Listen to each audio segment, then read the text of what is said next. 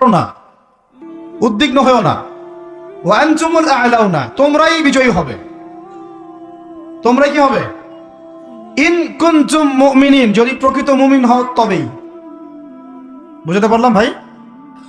আল্লাহ কে বলছেন? আমাদের সৃষ্টিকর্তা, আমাদের পালনকর্তা, আমাদের রিজিক দাতা, আমাদের বিধান দাতা, এই মহাবিশ্বের স্রষ্টা। পুরো মহাবিশ্ব আল্লাহ পাকের আইনে চলে, পৃথিবী বাদ দিয়ে। বলে পৃথিবী বাদ দিয়ে কেমন করে? দুনিয়াতে মানুষ আল্লাহ পাকের বিধান মানে না, পুরো মহাবিশ্ব মানে।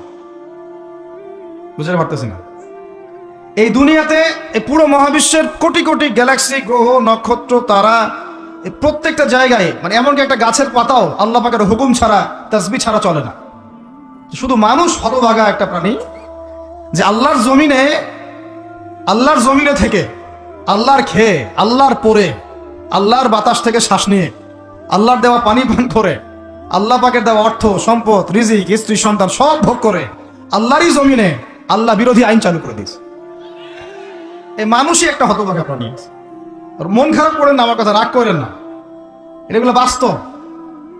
আর আমার দিকে তেরে এসে কোনো লাভ নাই, কারণ এটা হচ্ছে অকাট্য সত্য কথা, যে আমরা আল্লাহ পাকের জমিনে আল্লাহর খেলাফতের দায়িত্ব পালন করছি না। আমরা আল্লাহ পাকের জমিনে আল্লাহর নিয়ামতগুলো ভোগ করে আল্লাহ বিরোধী অপশক্তির স্বার্থ রক্ষা করছে। না হলে বাংলাদেশের মতো জায়গায় কেউ ট্রান্সজেন্ডার চালু করতে পারে?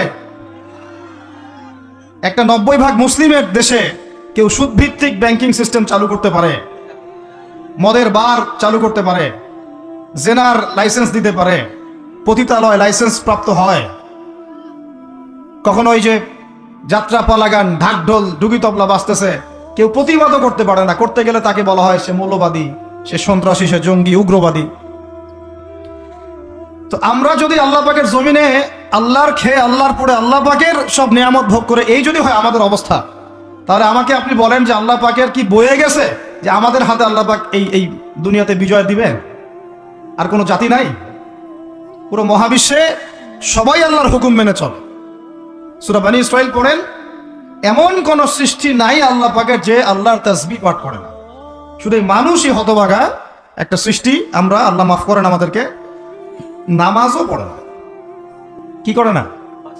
পাঁচবার দিনে বলা হচ্ছে হাইয়া আলাস সালাহ, হাইয়া আলাল ফালাহ, সাফল্যের জন্য আসো, সালাতের জন্য আসো, কল্যাণের জন্য আসো।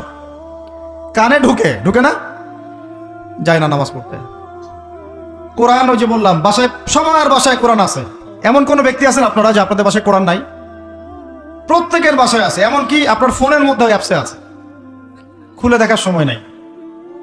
সময় কোথায়? মানে এত ব্যস্ত, সকাল থেকে রাত পর্যন্ত এতই ব্যস্ত মানুষ হতভাগা যে কোরআন খুলে দেখার সময় নাই। আবার বলে, এসব কথা বললে আবার বলবে যে আমরা কি ইসলাম কম বুঝি? আপনারাই ইসলাম বুঝেন, আমরা বুঝি না। আপনারাই মুসলমান, আমরা মুসলমান না, এইগুলো বলবে। উমর রাদিয়াল্লাহু আনহু ঠিকই বলেছিলেন আজকে থেকে এই 1400 বছর আগে, যে ইসলাম ধ্বংস হবে যখন দেখবা তিনটা বিষয় সমাজে চলছে। এক, দল্লাতুল আলেম, আলেমরা যখন পথভ্রষ্ট হয়ে যাবে তখন সমাজে ইসলাম ধ্বংস হয়ে যাবে।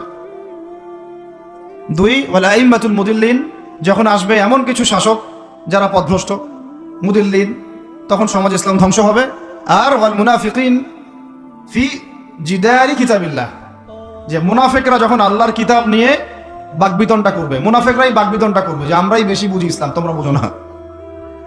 আর বাংলাদেশে এই টকশোয় সংস্কৃতি চালু না হলে আমরা এটা বুঝতে পারতাম না যে আসলে হাদিসটা সত্য। মাথার উপর দিয়ে যায় কথা কিছু না, পরে লেকচার রিপিট শুনে নিন। মূল জায়গায় আসি। কোরআন ঘরে আসে, আমরা তেলাওয়াত করি না। নামাজের আজান কানে আসে, নামাজে যাই না। শেষ রাত্রে আল্লাহ পাক প্রথম আসমানে নেমে আসেন, কিভাবে নেমে আসেন আমরা জানি না, ওইটার কাইফিয়াত ব্যাখ্যা করার আমাদের দরকারও নাই। আল্লাহ পাক বলেছেন, বাস ঈমান রাখি। এবং আল্লাহ পাক আহ্বান করতে থাকেন, কে আছো আমার কাছে কিছু চাইবা, আমি তোমাকে দিব। সুবহানাল্লাহ।